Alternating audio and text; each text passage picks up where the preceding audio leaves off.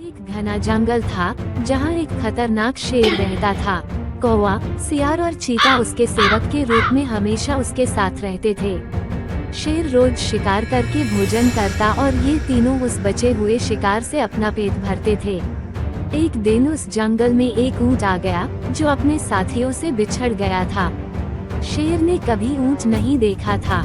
कौवे ने शेर को बताया कि और यह जंगल में नहीं चीता रहता। और सियार को भी कौवे की बात अच्छी लगी।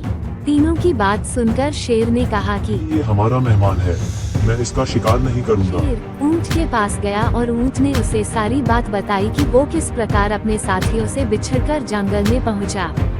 शेर को उस कमजोर ऊंट पर दया आई और उससे कहा कि आप हमारे मेहमान हैं, आप इस जंगल में ही रहेंगे। चीता और सियार इस बात को सुनकर मन ही मन ऊंट को कोसने लगे। ऊंट ने शेर की बात मान ली और जंगल में ही रहने लगा। जल्दी ही जंगल की घास और हरी पत्तियां खाकर वह तंदुरुस्त हो गया। इस बीच एक दिन शेर की जंगली हाथी से लड़ाई हो गई और शेर बुरी तरह से घायल हो गया। वो कई दिन तक शिकार पर नहीं जा सका। शिकार न करने पर शेर और उस पर निर्भर कौवा, चीता व सियार कमजोर होने लगे।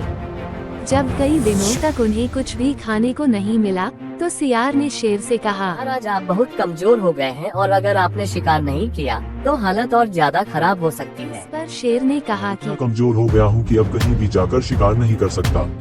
अगर तुम लोग किसी जानवर को यहाँ लेकर आओ तो उसका शिकार करके मैं अपना और तुम तीनों का पेट भर सकता हूँ। न सुनते ही सियार ने तपाक से कहा महाराज, कि अगर आप चाहें तो हम ऊँट को यहाँ लेकर आ सकते हैं, आप उसका शिकार कर लीजिए। शेर को ये सुनकर गुस्सा आ गया और बोला कि हमारा मेहमान है, उसका शिकार मैं कभी नहीं करूँगा। सियार ने पूछा कि महाराज, अगर वो स्वयं आपके सामने खुद को समर्पित कर दे तो। शेर ने कहा। तो मैं उसे खा सकता हूँ। सियार ने कौवे और चीते के साथ मिलकर एक योजना बनाई और ऊंट के पास जाकर बोलने लगा कि हमारे महाराज बहुत कमजोर हो गए हैं, उन्होंने कितने दिनों से कुछ नहीं खाया है।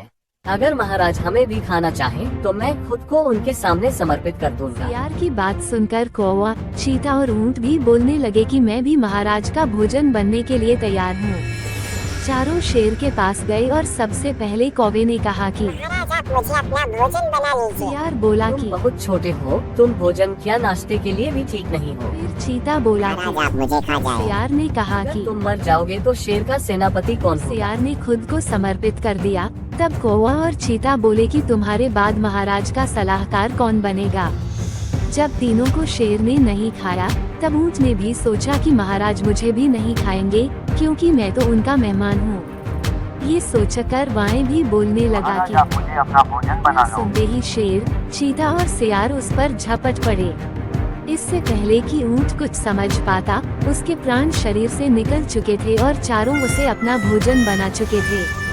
कहानी से सीख। इस कहानी से हमें ये सीख मिलती है कि हमें बिना सोचे किसी की बातों में नहीं आना चाहिए। साथ ही चालाक व धूर्त लोगों की मीठी मीठी बातों पर कभी भरोसा नहीं करना चाहिए।